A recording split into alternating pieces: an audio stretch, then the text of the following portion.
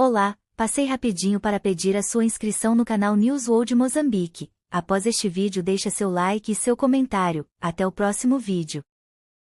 Que este país é nosso.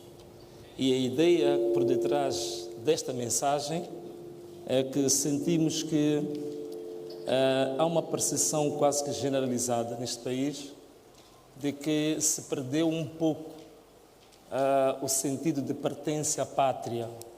Aquilo que podemos dizer de forma assim mais comunicativa, as pessoas perderam o orgulho de ser moçambicanos, no sentido de que não porque não gostam da sua terra, mas que todos os indicadores à volta do nosso país, sejam indicadores económicos, sociais, de segurança, de direitos humanos, levam a uma situação em que as pessoas sentem que não estão no país em que estão mais seguros, em que estão mais felizes, em que estão mais enquadrados, mais respeitados.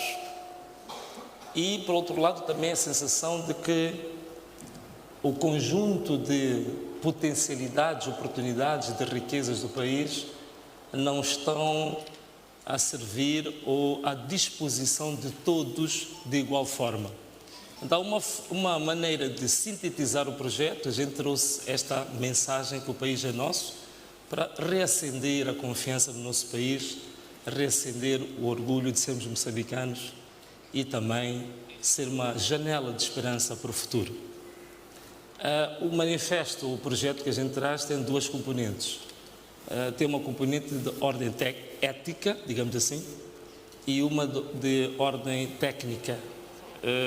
Do ponto de vista ético, nós definimos que queremos um governo, antes de falar de questões económicas, sociais e culturais, esse governo tem que assumir um compromisso com o seu povo de valores que defende.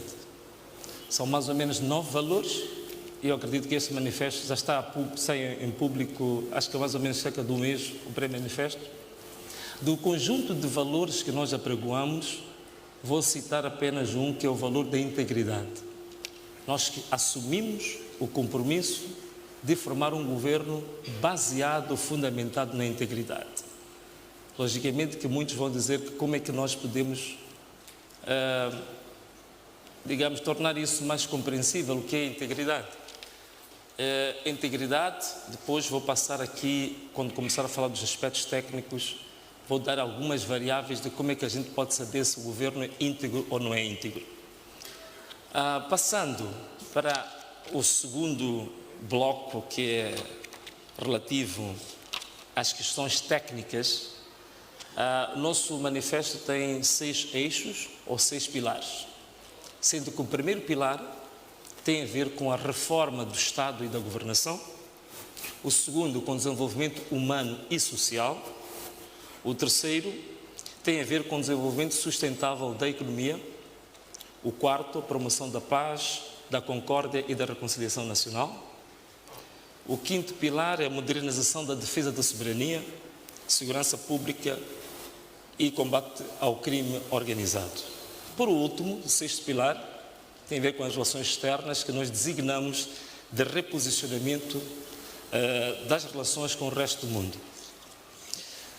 Em relação ao primeiro pilar, que é a reforma do Estado e da governação, a gente percebe que não é possível implementar qualquer que seja a política pública, qualquer projeto, se nós não tivermos um Estado devidamente organizado ou um Estado que funcione na normalidade.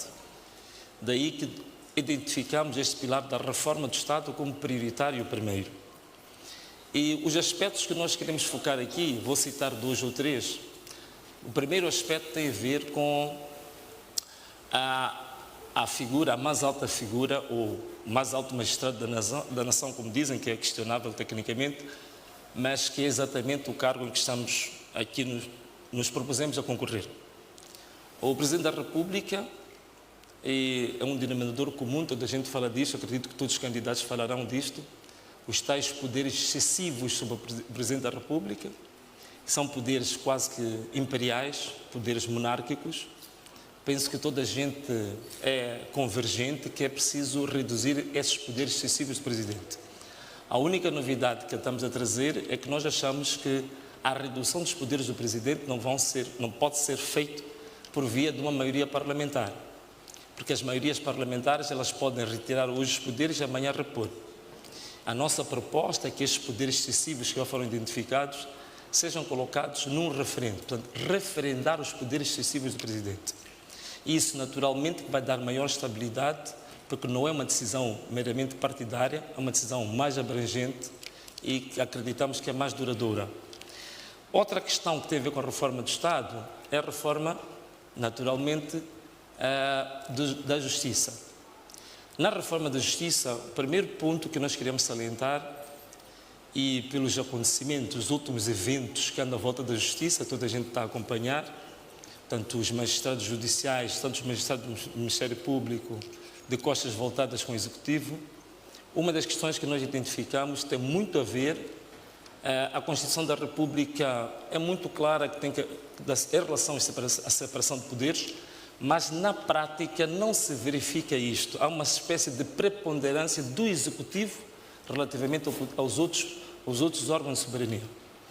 A questão central que nós colocamos é criar autonomia do Poder Judicial ou dos tribunais relativamente à execução orçamental. Que a questão é a seguinte, que a Assembleia da República aprova um orçamento para o Poder Judicial, mas a execução orçamental do Poder Judicial é feita pelo Executivo.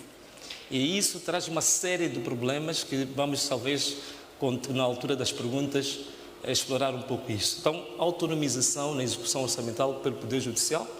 A outra questão é não a reforma, mas a extinção da Comissão Nacional de Eleições e, digamos, a criação de uma Comissão Eleitoral Independente, em que terá um organismo técnico, que pode ser o STAI, mas o STAI totalmente desmembrado do Executivo e ao serviço de uma Comissão Eleitoral Independente.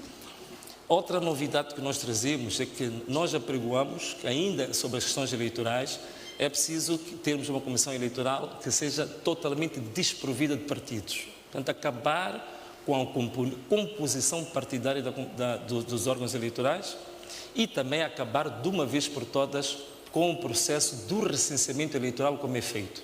Portanto, nós apregoamos que não precisamos mais do cartão de eleitor, é muito dinheiro gasto, são muitos milhões de dólares, por um aspecto que é possível ser resolvido apenas com a base de dados que nós podemos utilizar a mesma dos serviços de registro civil. Isso é possível ser feito, ao invés de estarmos a cobrar às pessoas o custo do BI, passa a ser gratuito e o simples BI dá-nos acesso a poder fazer a votação.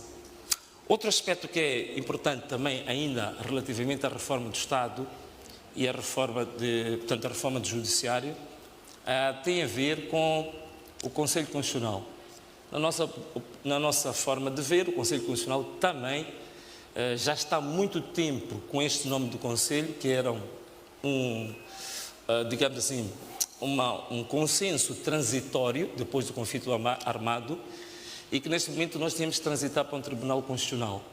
E o Conselho Constitucional, esse Tribunal Constitucional, naturalmente, a partir do momento que é tribunal, ele não pode também ser composto de forma partidária. Então, encerramos este tema.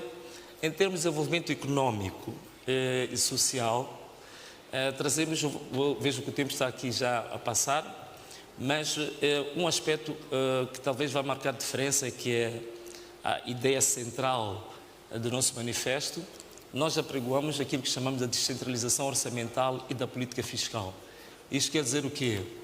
Quer dizer que toda a arrecadação fiscal que o Governo Central faz hoje, dos vários projetos, dos vários agentes económicos, eles passam dos cerca de 15 impostos que a autoridade tributária cobra hoje, apregoamos que 60% a 70% desses impostos podem ser coletados e geridos localmente, nas províncias e nos distritos, em planos de desenvolvimento locais. Em relação à questão da modernização, vou saltar, por vez que só fiquei com 2 minutinhos, mas em princípio eram 20 minutos, né? Esta parte inicial, acho que tinha-se negociado. Acho que o meu assistente tinha dito que tinha negociado para passar de 10 para 15, não sei se posso ter mais 5. São 10 minutos, ok. Então, talvez o ponto mais importante que eu queria salientar tem a ver com a questão da segurança, não é? Sobretudo esta questão que preocupa a todos de Cabo Delgado. Para nós, 2 ou 3 medidas são importantes. Primeiro, apregoamos que é preciso identificar os líderes, é preciso identificar mediadores para aquele conflito, identificar o caderno reivindicativo, é preciso, depois disso, encetar um programa de diálogo, de negociações, é preciso integrar as nossas forças nas forças que se dizem mais preparadas que vêm do exterior para a transferência de conhecimento e tecnologia e, por último, a modernização das nossas Forças Armadas, a reestruturação dos serviços de inteligência e da polícia. Penso que com estas medidas nós podemos ter, a médio e longo prazo, solução para o problema grave do conflito que nós temos em Cabo Delgado e não só, incluindo os raptos, os sequestros, tráfico de órgãos, de pessoas, prostituição infantil, o tráfico de drogas, o contrabando e outras coisas. Muito obrigado. Muito obrigado, candidato Venâncio Mondlane, pelos seus primeiros 10 minutos em que resumiu o seu manifesto.